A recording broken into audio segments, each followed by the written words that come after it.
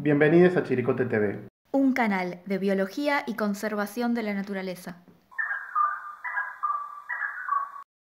Bienvenidos a una nueva clase del curso de Introducción a la Observación de Aves de Chiricote TV. En esta oportunidad vamos a hablar sobre guías de campo, el uso de binoculares y algunas cuestiones referidas a la ética al momento de salir a observar aves. ¿Querés explicarnos cómo funciona un binocular?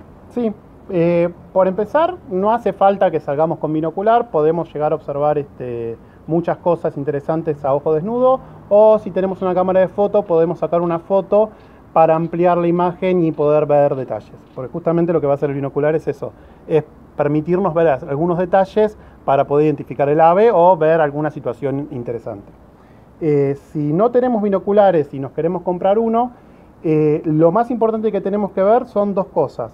Primero, estos números que están acá, que son, que nos va a decir el aumento, la magnificación y el diámetro del objetivo, que es la lente que está de este lado. El diámetro del objetivo nos va a dar la cantidad de luz que le va a entrar al binocular. En observación de aves es muy importante que los binoculares sean muy luminosos, porque vamos a observar aves siempre al atardecer y al amanecer en condiciones de escasa luminosidad. Y la magnificación no hace falta que sea demasiado grande, un 7 o hasta un 10 está bien, o sea que lo vamos a ver 7 o 10 veces más grande, pero no mucho más grande, porque primero va a ser el binocular muy grande y muy pesado y lo vamos a tener colgado en el cuello durante muchas horas mientras caminamos buscando las aves y va a ser engorroso. Y después, que cuando tratemos de hacer foco, vamos a ver una porción muy chica del paisaje y un pequeño movimiento no nos va a permitir ver las aves. También es interesante saber en qué ambiente vamos a observar aves. Si lo vamos a observar dentro de un bosque, las aves que vamos a poder ver van a estar muy cerca y no va a hacer falta aumentar demasiado. Si lo vamos a observar en una estepa, en un lago, probablemente necesitemos un poco más de aumento porque las aves van a estar más lejos. Entonces, todas esas cosas hay que tenerlas en cuenta y va a depender del caso de cada observador.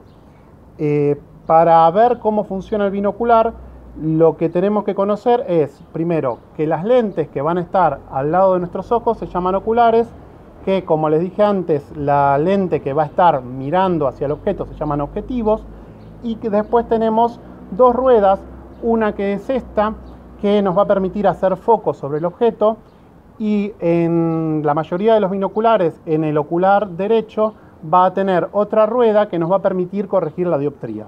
¿Qué es esto? Nosotros podemos llegar a tener una diferencia entre el aumento que necesitamos para observar con cada uno de los ojos, y esto lo podemos corregir con la dioptría del ocular derecho.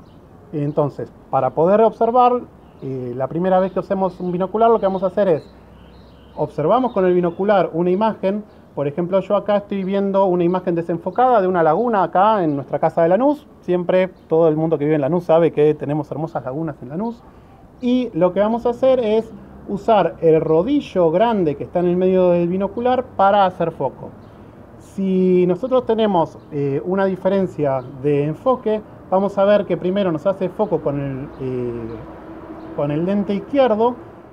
Y si el derecho está desenfocado, vamos a corregir ese enfoque girando el ocular derecho. Ahí ya tenemos una imagen completamente enfocada. Esta corrección la vamos a hacer solamente cuando usemos el binocular por primera vez. Si se lo prestamos a otra persona que tiene una diferencia de dioptrías entre cada uno de los ojos, probablemente tenga que volver a hacer esa corrección, y después, si nosotros lo volvemos a usar, tengamos que volver a hacer este ajuste. Pero en general, si no se lo prestamos a nadie, lo vamos a hacer la primera vez y después vamos a seguir usando el binocular de la misma manera siempre. Además de los binoculares, otra de las herramientas que podemos utilizar los observadores de aves son las guías de campo. Existen distintos tipos de guías de campo, por ejemplo, existen aquellas en formato impreso, en papel, libros, pero también existen aplicaciones para teléfonos móviles. Dentro de lo que son las guías de campo en formato físico, una de las que más destaca para la región es la Guía de Identificación de Aves de Argentina y Uruguay, de Tito Naroski y Darío Izurieta.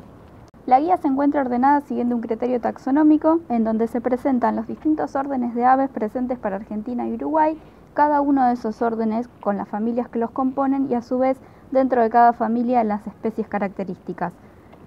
Para cada especie se presenta un mapa de distribución una foto, una ilustración, la descripción morfológica, el tamaño corporal, las características más sobresalientes, el nombre científico y el nombre vulgar sugerido para la Argentina. Es importante destacar que en esta guía los nombres vulgares que aparecen de cada ave son los nombres vulgares sugeridos para la Argentina. Mencionamos anteriormente que la guía de campo de Naroski y Zurieta es una guía de campo de Argentina y Uruguay, incluyendo todas las aves presentes en esos dos países. Pero además de guías por países, existen también otros tipos de guías de campo en los que se abarcan distintas regiones fitogeográficas o incluso guías más pequeñas que abarcan localidades puntuales o hasta reservas naturales. Una de las guías de campo más lindas para la región pampeana es la guía de aves de las pampas y campos de Argentina, Brasil y Uruguay, que se trata de una guía de identificación elaborada por Adriana Aspirós. En esta guía las especies se encuentran ordenadas siguiendo criterios de similitudes morfológicas y en función de los ambientes en los que se encuentran presentes. Para cada especie se presenta el nombre vulgar de Uruguay, utilizado en Uruguay, el nombre científico, un mapa de distribución, una o varias imágenes, siendo destacable esta guía por la calidad que presentan las imágenes que contienen.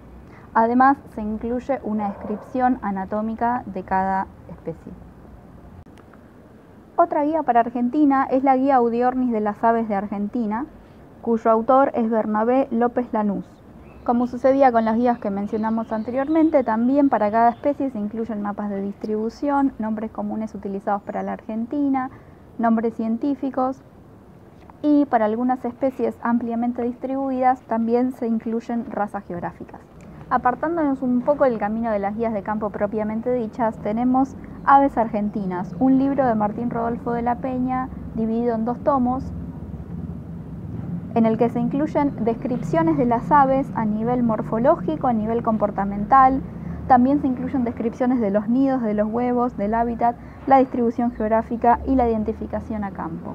A diferencia de las guías anteriores, en donde era muy presente el tema de las imágenes inmediatamente después de las descripciones de las especies, esta guía presenta la particularidad de que al final del libro se encuentran una serie de láminas en la que se incluyen imágenes de cada una de las especies. Como se mencionó anteriormente, además de guías de campo descriptivas de una amplia región, también se encuentran guías específicas de regiones particulares. Por ejemplo, en este caso, una guía de identificación de aves de la Patagonia Argentina, donde se incluyen las especies presentes en esa región particular del país. O también, como habíamos mencionado, también existen guías de aves específicas para distintas reservas naturales o parques nacionales, por ejemplo, aves del Parque Nacional Iguazú. En Argentina existe una amplia red de clubes de observadores de aves, siendo algunos de ellos editores de distintas guías de campo. Por ejemplo, en este caso tenemos la guía de campo de las aves del Parque Centenario en Capital Federal, en la provincia de Buenos Aires. Esta guía fue elaborada por el Club de Observadores de Aves del mismo Parque Centenario. Además de las guías de campo, otra de las herramientas útiles al momento de salir a un lugar a observar aves son las checklists, listados de especies de un determinado lugar en donde los observadores pueden salir a tildar las especies que vieron en esa jornada. También existen guías digitales como la de Aves Argentinas y la Merlí de Cornell. Son apps para celulares o algunas se pueden consultar online con la computadora. La ventaja que tienen es que tienen muchas más fotos, tienen los sonidos incorporados, algunas tienen los cantos y los llamados de las aves, que eso lo vamos a ver en otras clases, la diferencia entre un canto y un llamado. Y además tienen descripciones mucho más amplias de cada una de las aves. También algunas cuentan con herramientas para poder identificar las aves, entonces vos lo que pones es el color del ave, el tamaño del pico, el tamaño del ave, y eso te va guiando a una lista más acotada de aves donde podés llegar a comparar el ave que observamos con el ave que estamos viendo ahí en la guía. Esta es la aplicación elaborada por Aves Argentinas. Es bastante pesada, así que tenemos que tener bastantes recursos en el celular. Y esta es la aplicación Merlí, que la ventaja que tiene frente a la de Aves Argentinas es que se pueden descargar paquetes de la región en la que estemos. En algunas zonas del mundo hasta se pueden descargar paquetes específicos de ciudades. El tema que tiene es que algunos de los paquetes son muy pesados. La app permite instalarlo en la tarjeta de memoria, pero a la hora de descargar el paquete para instalarlo, lo tiene que descargar en el teléfono. Entonces ahí tenemos que jugar un poquito con el espacio que tenemos en el teléfono. Estas apps tienen grabados cantos y llamados de las aves. Nos pueden ser útiles para poder compararlos con los sonidos que escuchamos a campo. Muchos observadores de aves lo que hacen es utilizar estos sonidos para hacer playback. Eso quiere decir producir el sonido para que el ave responda y se acerque al lugar para ver qué es lo que está pasando con este sonido de, puede ser de un competidor o de algún ave de la misma especie.